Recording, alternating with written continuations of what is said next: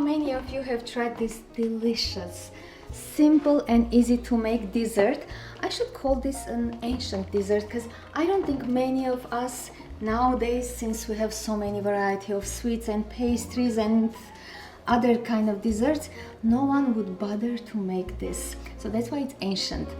Simple ingredients. Oh, it's called halva. In Armenian, it means halvel, which is melt, coming from the word halvel.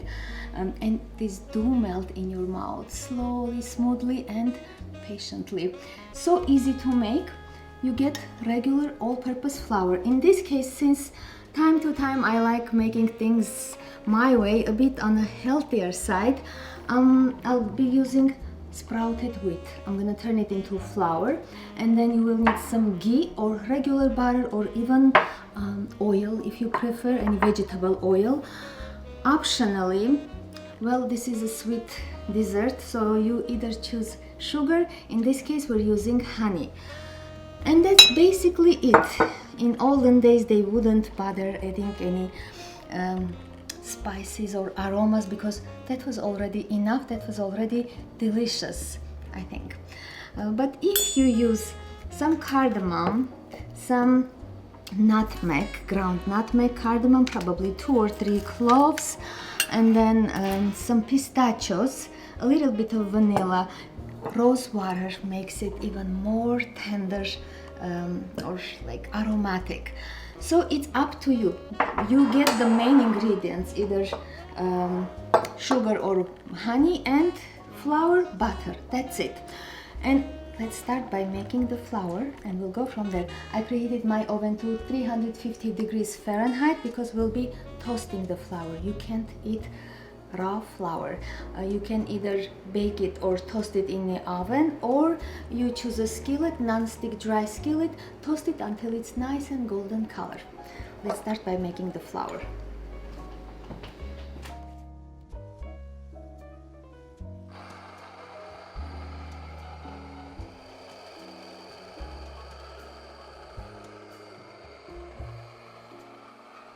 I have about a cup of flour. You can make it, if you like it very much, make double the recipe. And I like sifting freshly milled flour because I always have a little bit coarse grounds in there and bran, and you want to have the smooth and fine flour only. This was the thing I was talking about, the bran or coarse pieces, and I'm not discarding or throwing it away. I can later reuse it when I make my sourdough. Alright, so this should take about 15 to 20 minutes. Time to time, it's a good idea to kind of mix it up and make it nice and even. Although if you do it on your skillet, it will still turn out the same way, but you will end up with some lumps of flour. Okay, I'll do 10 minutes for now, and then I'll mix it. While that's getting ready, you can go ahead and prepare your dry aromatic spices. I'm gonna grind my... Why did I put this here? It should go in here. I'll take 2 of them because I'm making really small portion. Alright, I'm gonna grind this into super fine, incredibly invisible powder. This is ready, and look, you can barely see anything. Nutmeg, I don't know how much. I just grab it and then I grind it. Let's say 1, 2, 3, 4, 5, and stop. That's the size. Okay, I'll let this aside. For the... Oh, it's asking me to mix it up. Just let me do this quickly. Since I'm using whole wheat flour, it's already dark in color. With all-purpose flour, it's a little different, and even the halvas come out a little bit darker than usual.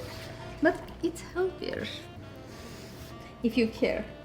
Nowadays, we started all caring about our health. So once in a while, it's worth to spend a little bit more time and effort.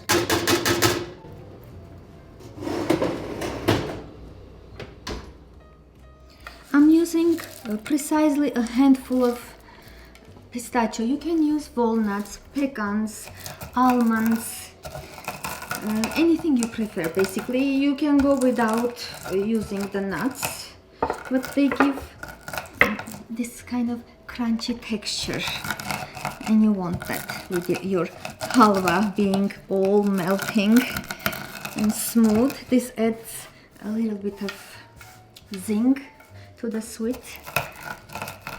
I like crushing them very finely. Of course, you can go ahead and use your blender or processor, but then you'll have an extra dish to wash, so this is much better option. Okay, I'll simply set this aside. Almost ready. I'm gonna give it another mix and it should be ready. You can simply mix everything together or even add separately while you're mixing the halva flour with butter.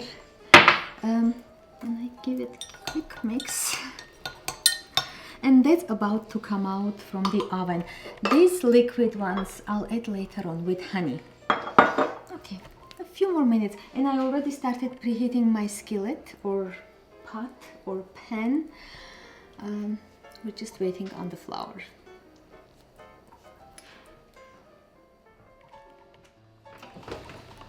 This is ready, and as soon as you start smelling that almost burnt flour aroma, it means it's ready.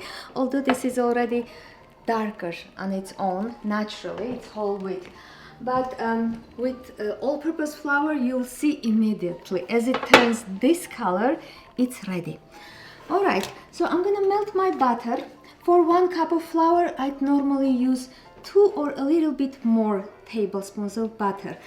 Usually we look at the consistency. It should be this kind of thick but a little bit runny, shiny consistency. If you need to add more, because with whole wheat flour you usually go with more butter. It's a little bit on drier side. It absorbs like it's thirsty flour, so it gets more butter in order to turn into that right consistency. So we'll see. I'm gonna go with 2 tablespoons, and if I need more, I'll add more. I'm just gonna melt this a little bit and add the flour and start mixing. A few minutes. Since the flour is toasted, butter is melted, you simply combine them together, cook for 2 to 3 minutes, and it's ready.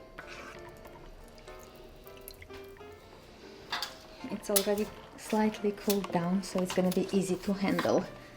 And slowly but surely I'm adding the flour.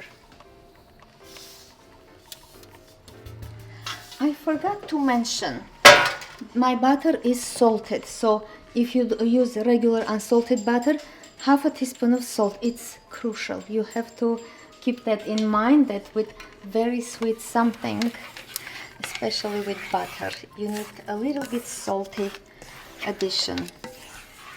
So I'm not adding salt, it's already in there. Now, as I'm mixing, I'm noticing it needs a little bit more flour, so I added half a tablespoon while I was mixing. I'll see if I need more. This is a tiny portion because none of my children eats this. They have very modernized taste buds. They don't like anything ancient. This is ancient. I think that's enough. So in my case, I have used 2.5 tablespoons. If you're, in case you're using the same flour, freshly milled whole wheat, use einkorn flour. It's gonna turn out so delicious. It's pretty hot.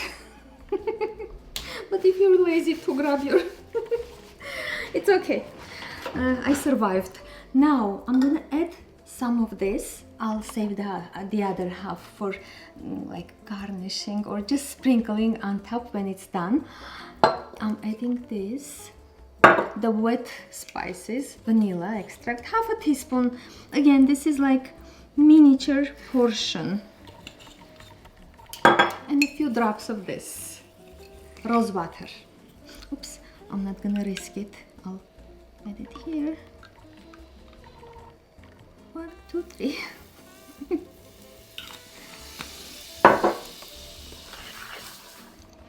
I'll add 1 or 2 tablespoons of honey.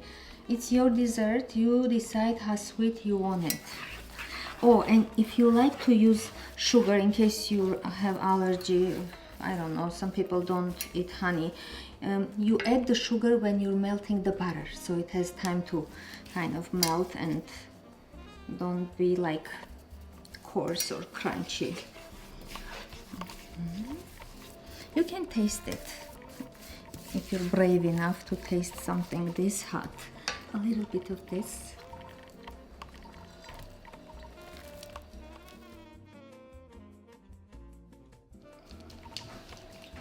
Now at this point you have the choice to spend some time and make them into beautiful looking candy shape or size, bite-sized pieces, or you can simply grab a plate and kind of spread it around, let it cool down and cut into diamonds or squares, or I don't know what other shape you can cut them into, but I'm just showing you example. Imagine you don't want to spend too much time on forming small candy size pieces. You do like this and let it cool down. It will cool down and harden and easier to handle. And then when this is nice and cold, you grab your knife and kind of slice it like this. This is not a knife, I know. I'm just showing you the example. As it hardens, it's gonna turn into like easier to grab pieces. This is too hot now. Actually, I wanna taste it. It's perfect. It's perfect. No more sugar. They say honey is sugar too. They say. Who they? Some people. Okay, I'll give this 2 seconds so I can find my mold. Silicone mold. This is already nice and warm, not hot at all. You want to finish faster, use bigger mold. It's just a friendly advice. Or if you like to torture yourself, go with smaller mold. I'll slightly torture myself today and press it hard so you don't have any air bubbles in there. Trust me, this is delicious. It may not look appetizing, I totally agree, but this is delicious.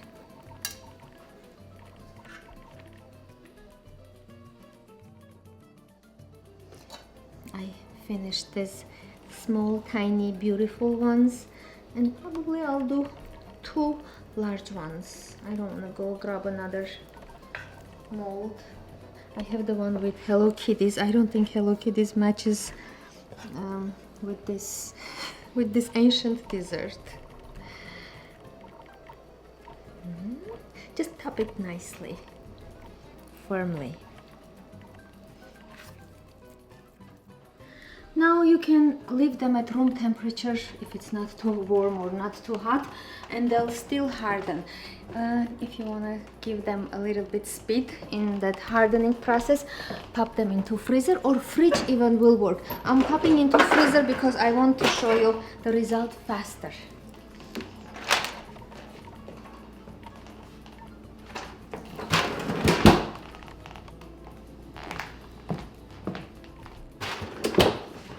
Done, nice and firm and cool. Okay, they look just like this. Beautiful shape, easy to make, all that matters.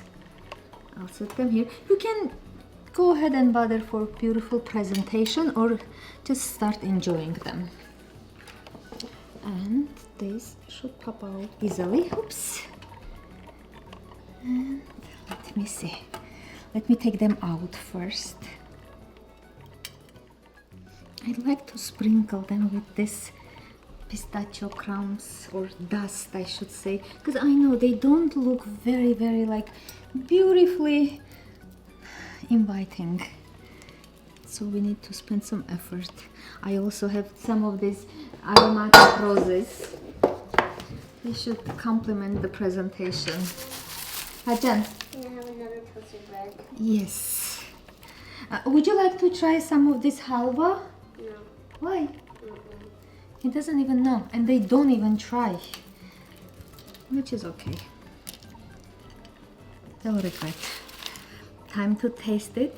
I already made my tea, but I can't wait to try it. Okay, I'll get the biggest one. So delicious, so flavorful, and then it's very tender. Hope you try it. I'll leave the detailed recipe in the description. Hope you like it. Thank you so much for watching. I'll see you soon.